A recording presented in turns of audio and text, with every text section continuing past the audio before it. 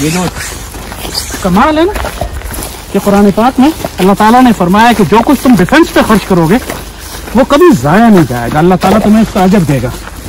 वाद लहुम मन इस्तिताअतुम मिनल कुव्वा वाली आयत जो है, जो तुम्हारी कैपेसिटी और सलाहियत है दुश्मनों के मुकाबले के लिए अपने आप को तैयार करो, हथियार लो, अपने आप को जमा कर, अपने वेपन्स को जमा करो, एमुनेशन रखो, तैयारी करो। ये अफराद के लिए भी है और पूरी कौम के लिए।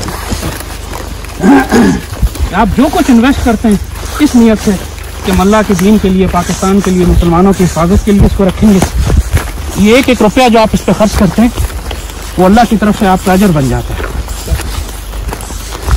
अल्लाह पाकिस्तान की हिफाजत करे।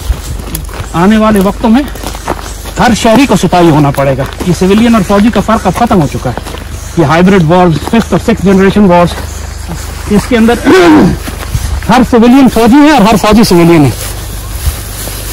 अब वो फर्क खत्म हो चुका जो पहले था। आने वाले वक्त में बड़ी आजमाइशें होंगी, कौम को तैयार होना पड़ेगा, रहना पड़ेगा, वरना बहुत नुकसान होगा। आप देख लें मुसलमान दुनिया के साथ इन्होंने क्या किया है, इराक, शाम, सीरिया, लीबिया, फौजें तो वहाँ खत्म हो गई थी।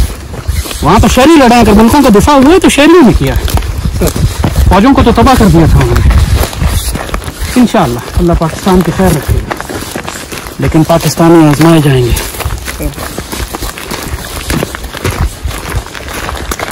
बहुत जोर से आजमाए जाएंगे। आपको पूरा इस हथियार को ना अपने वजूद का हिस्सा बनाना होता है। उठते बैठते जब तक रात में ख्वाब ना आ रहे हो ना आपको वेपन हैंडलिंग के, उस वक्त तक आप एक्चुअली अपने हथियारों में गुम नहीं होते। And only then you know the actual gun handling. फिर आपकी जो मोटर स्किल्स हैं, फिर आपका जो पूरा वजूद है अपने हथियार के साथ ऐसा व्यवस्था हो जाता है कि आप आंख बंद करके भी इसको सारा खोल जोड़ सकते हैं, इस्तेमाल कर सकते हैं, एम कर सकते हैं, फायर कर सकते हैं। अगर आपके पास ग्लॉक वेपन है या ग्लॉक की तरह का वेपन है जो स्ट्राइकर फायर्ड है, सेफ्टी उसमें नहीं है, तो मोस्ट ऑफ द टाइम्स आपकी ट्रेनिंग और आपकी प्रैक्टिस इतनी अच्छी होनी चाहिए कि वेपन निकाल कर इसको कॉक करके फायर करने में तकरीबन उतना ही टाइम लगे जितना सिर्फ वेपन निकाल कर फायर करने में। दोनों में कोई फर्क नहीं होना चाहिए। And that's a question of your training. निकालें, कॉक करें, एम करें, फायर किया और पैक। और ज़ाहिर है जो लॉ इन्फोर्समेंट है जिनको ऑपरेशंस में जा रहे हैं, तो वहां पे उस वक्त उनको कॉक करना भी, क्योंकि बाज़ वक़्त एक हाथ में वेपन होता है, एक हाथ में राइफल होती है, तो आपने सिर्फ एक हाथ से ड्रॉ किया और फायर किया, उस वक्त आपके पास दूसरा हाथ फारिग नहीं होता कि आप गन को कॉक करें। इसीलिए कहा कि जो लॉ इन्फोर्समेंट हैं, जो ऑपरेशंस में जा रहे हैं, SSGs हैं, क्लोज प्रोटेक्शन वाले हैं, पुलिस वाले ऑफिसर्स हैं, वो ऑलरेडी चेंबर करके रखें ताकि सिर्फ एक हाथ से आपने निकाला और फायर किया, वरना निकाल कर राउंड को कॉक करके एम करने के लिए आपको दूसरा हाथ चाहिए होता है, और वो दूसरा हाथ सिर्फ उसी इन्वायरमेंट में अवेलेबल होता है आपके पास कि जब आप एक थोड़ी सी रिलैक्स एनवायरनमेंट में हो। अचानक अगर फायर आया या आपने ऑपरेशन पे जाना हुआ या अपना वेपन चेंज किया, आपने राइफल खाली हो गई, आपने पिस्टल निकाल के फायर करना है, उस वक्त आपके पास कॉक करने का टाइम नहीं होता।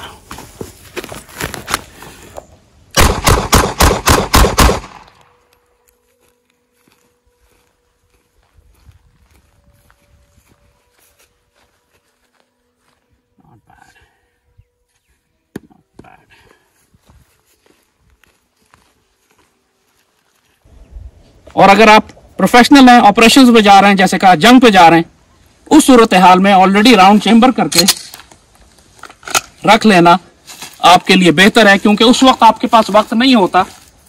अचानक आप थ्रेट पे जा रहे होते, उस वक्त आपके पास टाइम नहीं होता कि आप, और अब आपको दोनों एक्सपेरिमेंट मॉडल करके दिखाते। इस वक्त मैं प्रोफेशनल मोड में हूं, यानी मैं लॉ इन्फोर्समेंट ऑफिसर बना हुआ हूं, police officer, army officer, SSG, bodyguard, protection, security. इस वक्त अगर राउंड चैम्बर्ड है तो आप देखिए मेरी स्पीड क्या होगी मेरे पास, और मैंने रख लिया, दोबारा फायर करना है, फिर रख लिया, दैट इज फास्ट। अब इसका दूसरा वर्जन जो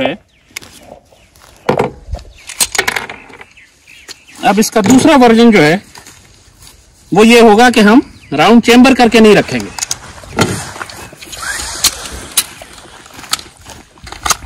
दूसरा वर्जन है कि हम राउंड चेंबर करके नहीं रखते, और अब अगर हमें इस्तेमाल करना पड़ता है तो पहले हम कॉक करेंगे, फिर हम फायर करेंगे। प्रैक्टिकली आप देखें तो अगर आपकी ट्रेनिंग है, कोई खास फर्क नहीं है दोनों में, दोनों एनवायरमेंट्स में। If you are well trained if you are well trained, आपका इतना टाइम नहीं लगेगा राउंड चेंबर करके फायर करने में, मगर बगैर चेंबर के रखना सेफ है उस वक्त जब आप एक लो थ्रेट एनवायरनमेंट में। और अगर आप राउंड चेंबर करके ग्लॉक जैसा पिस्टल आपने अगर घर में छोड़ दिया है तो किसी भी बच्चे के लिए आसान है कि वो सिर्फ ट्रिगर दबाए और फायर हो जाए, और इस तरह एक्सीडेंटल फायर होते हैं। सो बी केयरफुल। जब ये बात कही कि क्या मैं अपना राउंड चेंबर करके रखूं या ना रखूं, चाहे आप लॉ एनफोर्समेंट ऑफिसर हैं, चाहे आप पुलिस या आर्मी एसएसजी के हैं, अगर आप ऑपरेशंस में जा रहे हैं फिर तो आप राउंड चेंबर करके रखें और वापस आके राउंड चेंबर से निकालें। लेकिन अगर आपने नॉर्मल फैमिली एनवायरनमेंट है, घर में है, ऑफिस में है, लो थ्रेट एनवायरनमेंट है, तो राउंड कभी चेंबर करके ना रखें। ये प्रैक्टिस करें कि जरूरत पड़ने पर मैं राउंड को कॉक करके चेंबर करके फायर कैसे करूंगा। नॉर्मली अगर आपके पास मल्टीपल टारगेट्स हैं ना, तो मल्टीपल टारगेट्स को एंगेज करने का तरीका यह है कि पहले आप सब पर एक एक राउंड ड्रॉप करें और उसके बाद दोबारा जाके उनको फिनिश ऑफ करें। सेकंड राउंड एक पे ही अगर आप नॉर्मली डबल टैप किया जाता है, 2 हिट किए जाते हैं, लेकिन अगर आप एक पे डबल हिट करेंगे तो 2 थ्रेट आपके बहुत नजदीक आ जाएंगे, दे कैन क्रिएट प्रॉब्लम। तो पहला बेहतर तरीका यही है कि पहले आप एक एक राउंड तीनों पे ड्रॉप करें, उनको पीछे करें, उनको जख्मी करें, और फिर उसके बाद go for the second round and just finish them of. So this is a better way of doing it, you finish off your round. और एक फायरिंग का तरीका एक और आपको जरा नोट करने की जरूरत है, वो ये कि देखें हर राउंड जो है मुझे फायर करने के लिए साइट्स में से देखने की जरूरत नहीं है। जब टारगेट बहुत नजदीक होता है तो एक्चुअली आप डायरेक्शनल फायर करते हो, आप अंदाजे से फायर करते हो। अंदाजा भी उतना ही जरूरी। मिसाल के तौर पर अगर ये टारगेट है मेरे पास, अगर मैं क्लोज हूं टारगेट्स पे, तो मुझे निकालकर साइड से एम करके फायर करने की जरूरत नहीं है। It takes too much of time. Firing can be directional, अंदाजे से। ये प्रैक्टिस आपको करनी होती है कि आप मुख्तलिफ टारगेट्स के ऊपर एम करके, अब ये मैं एम करके फायर नहीं कर रहा हूं, डायरेक्शनल फायर कर रहा हूं, लेकिन I am hitting the target. जब बड़ा टारगेट होता है आपके पास, जिस तरह डिस्टेंस बढ़ता है, आप दूर हो जाते हैं, तब आपको थोड़ा सा एम करने की जरूरत पड़ती है। वरना करीब के टारगेट्स पे you can actually go for a directional fire without even going through the sides. इसकी प्रैक्टिस भी करें, ये बहुत इंपॉर्टेंट है कि आप वेपन निकालें और यहीं से फायर करने की प्रैक्टिस करें कि बगैर साइड से एम किए हुए निकाला, ठा ठा ठा, तीनों फायर आपके on target. You don't have to see through the aim. इसमें बहुत ज्यादा वक्त ना जाया करें निशाना लेने में। You can actually hit the target at close range without even taking aim, जैसे अभी आपको करके दिखाया। अगर आपके पास वेपन आपने राउंड चेंबर नहीं किया हुआ तो आपको चेंबर करने के लिए दूसरे हाथ की जरूरत होती है। इसीलिए जब आप ऑपरेशन पर जाते हैं तो ऑलरेडी राउंड चेंबर करके रहते हैं ताकि एक हाथ से निकाल कर आप फायर कर सके।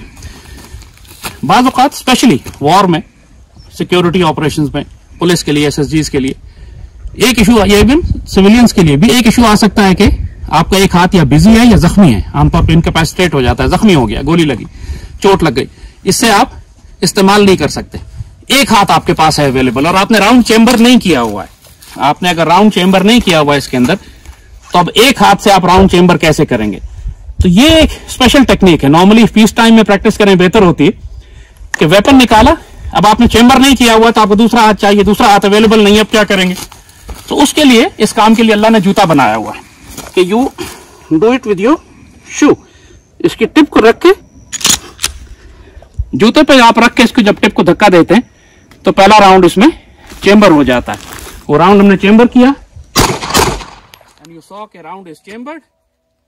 और अगर वेपन जब खाली हो जाएगा, ऑफ कोर्स वेपन खाली होने के बाद, ये तो मैं अपना एमुनिशन बचा रहा हूं, लेकिन just to tell you, weapon जब खाली हो जाएगा तो आपका वेपन इस तरह रुक जाएगा। अब जाहिर again you have one hand only, दूसरा हाथ आप इस्तेमाल नहीं कर रहे। तो अब मैगजीन कैसे चेंज करें आप? क्योंकि अगेन आपने वो पांव से करके इसको कॉक तो कर लिया, फायर भी कर लिया, अब मैगजीन कैसे चेंज करें? मैगजीन आपका यहां लगा हुआ है। तो उसका तरीका यह होता है कि अगेन यू सेट, वेपन को आपने यहां फंसाया, पहले आपने इसको ड्रॉप किया मैगजीन पुराना, इसको आपने यहां फंसाया, इस हाथ से आपने मैगजीन निकाला, अपना मैगजीन इसमें लोड किया, इसको उठाया, कॉक किया and you are ready to fire again. चाहे किस, और फिर अगर ग्लॉक टाइप पिस्टल यूज करते हैं तो हमेशा हार्ड होल्स्टर यूज करें, ताकि आपकी चाहे राउंड चेंबर ही क्यों ना हो, आपकी उंगली ट्रिगर को फायर ना कर सके।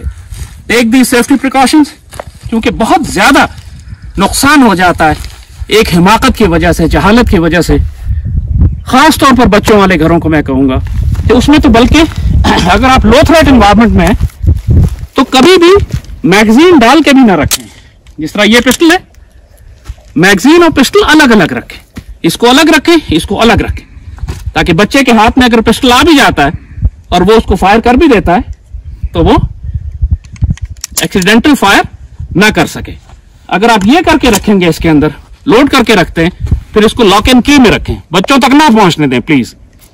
इस सूरत हाल में अगर आपने बच्चे के हाथ में दे दिया, आजकल के बच्चे बहुत होशियार हैं, फिल्में वीडियोस उन्होंने बहुत देखी हुई हैं, उनको पता है कि पिस्तौल हाथ में आता है तो कॉक कैसे करते हैं और फायर कैसे करते हैं, तो that will cause an accident. Be very careful, safety आपकी जिम्मेदारी। अगर आपके बच्चे के हाथ से, किसी फैमिली मेंबर के हाथ से कोई दूसरा आदमी जख्मी होता है या मारा जाता है, आप जिम्मेदार हैं, सेफ्टी आपकी जिम्मेदारी है, इसका ध्यान रखें। ये हथियार आपकी जान माल इज्जत की हिफाजत के लिए, अगर इससे बेगुनाहों को तकलीफ और नुकसान हो रहा है तो आप गुनाहगार भी हैं और मुजरिम भी। अल्लाह आपका, हम सब का, पाकिस्तान का हामी और नासिर हो। पाकिस्तान जिंदाबाद।